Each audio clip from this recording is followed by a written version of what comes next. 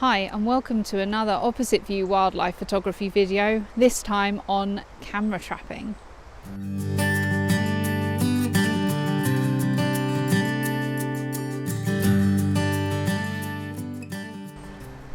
We're here on a short break in Cumbria, possibly the worst place to come from the point of view of Storm Arwen and its impacts, but obviously a great place to come to watch wildlife. Today I wanted to talk a bit about using camera traps. Not so much maybe for your photography if you're an amateur wildlife photographer, although obviously you can use camera traps to capture some absolutely amazing images and videos, but sometimes it's actually good to use just as an identification tool and to watch the behaviour of your local wildlife. And when you come away somewhere like this, it can actually be amazing just to put a camera trap out, just to see what you've got on your local patch.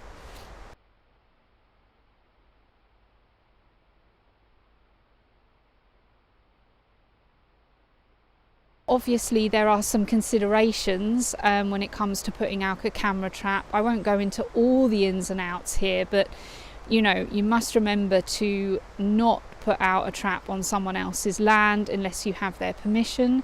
If it's on public land, in theory you'll get away with it, but you must be really careful not to be recording any people in your videos or photography. So you need to really pick your location carefully. The best place obviously is your back garden if you're lucky enough to have one. That can be a great place to put out a trap and find out the wildlife that's coming through your back garden.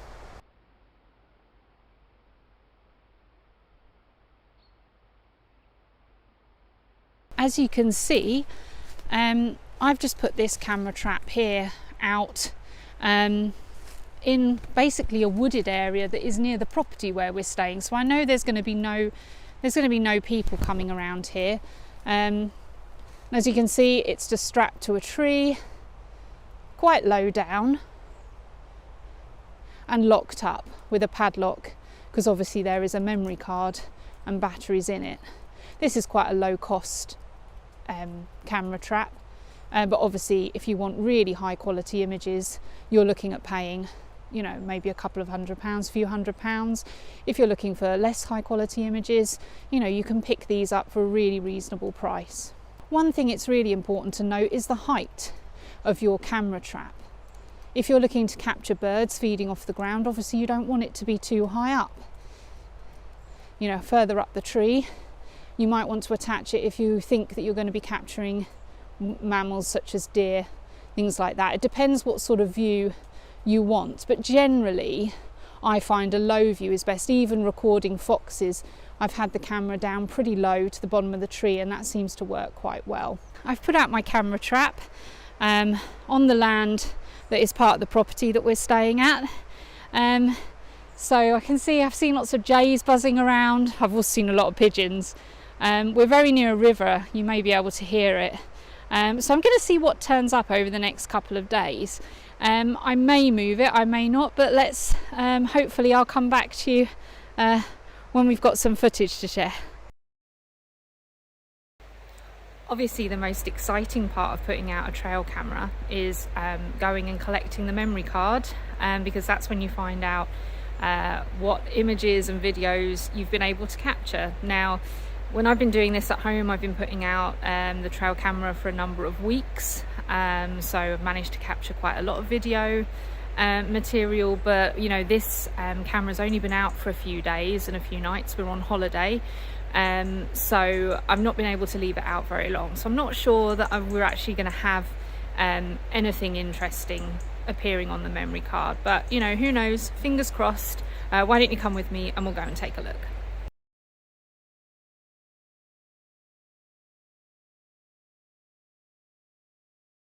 And here's what was on the memory card.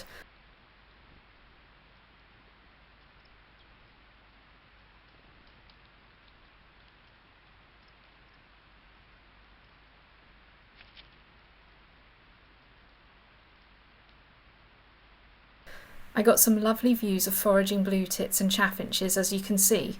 One morning I saw around 20 blue tits feeding on the ground in the garden of our holiday cottage, which is not behaviour that I'm used to seeing, so it was great to get footage of them doing this.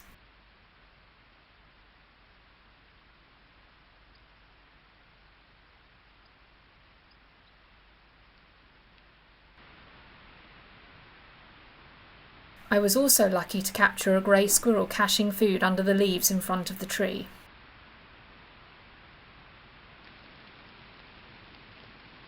As the trail camera is also able to record at night, I got some amusing footage of field mice bouncing around together in the wet weather. Hopefully you can make them out in these videos.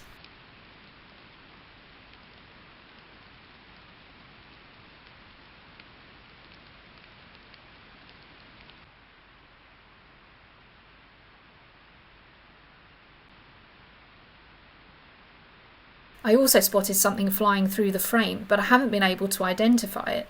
Could it be a bat? Answers on a postcard, please. After a few nights, I decided to move the camera. My mum had put out some crumbs for the birds and had spotted another resident that I wanted to get some footage of.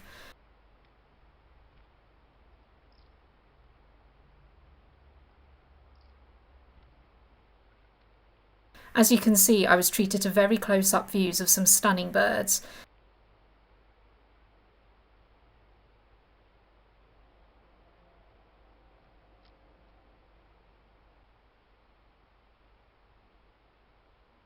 And again, I got to see mice, albeit a little less bouncy this time.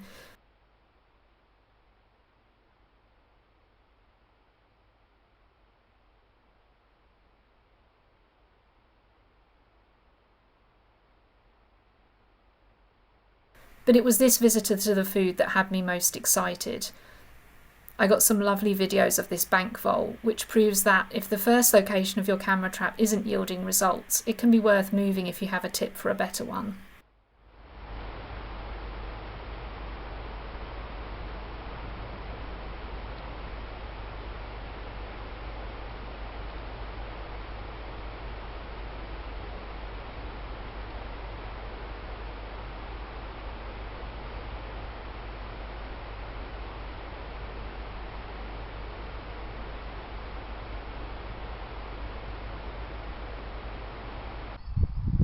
That said, it's worth giving each location some time. Patience is key. I left my trail camera in the same spot for a number of months and was able to capture intimate views of my local foxes. I got to see how they behave individually and how they interact with each other. All this footage was captured in an urban location where these beautiful creatures are undisturbed by people. Although I have been able to photograph these foxes, this spot is beyond the reach of my lens, so this footage provides a means of observing them 24/7. Much is rightly made of using fieldcraft or setting up a hide to watch wildlife and waiting patiently in the same spot for hours.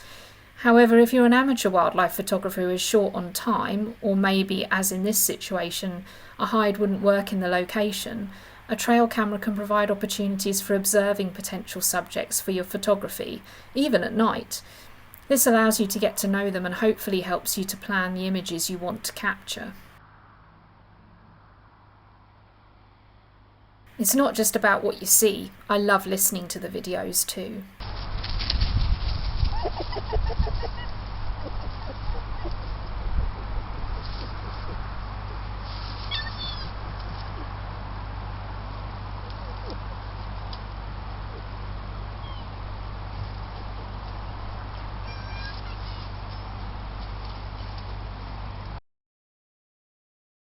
Trail cameras can be a useful tool for us amateur wildlife photographers. The videos and images you capture will help you to get to know the wildlife on your local patch.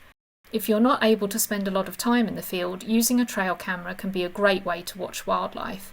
Use the footage of natural behaviour as a tool for planning the images you want to capture. You can take the time to identify individuals and see how they interact with others of their own kind and even other species. Don't forget to consider the privacy of others, who owns the land and whether your camera could be stolen when finding a place to put it. Your garden could be the best spot.